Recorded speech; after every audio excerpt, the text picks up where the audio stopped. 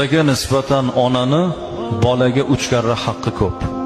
Birinchisi homila haqqi. 9 oy qornida ko'tarib yurganligini haqqi. Ikkinchi haq tug'ruq haqqi. Jonini garovga qo'yib, o'limni bo'yniga olib, bolasini dunyoga keltiradi.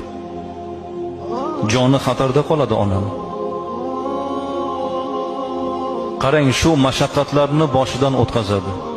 Homilani mashaqqatini, o'lim bilan olishib dunyoga keltirishni, farzandidan qutulib, yana farzand ko'rib, yana shu mashaqqatlarga rozi bo'lib, yana farzandni dunyoga keltiraman deydi. Uchinchi haq ko'krak berish haqqi. Kechalari bedor bo'lib, bolasiga ko'ksidan bol emdirgan bu ona bo'ladi. Aytaylik, bir onani 5 ta farzandi bo'lsa, orasi 2 yildan bo'lsa, 10 yil shu ona kechasi uxlamaganda. Bizni onalarimiz 10 talab, 12 ta, 13 talab farzand dunyoga keltirgan.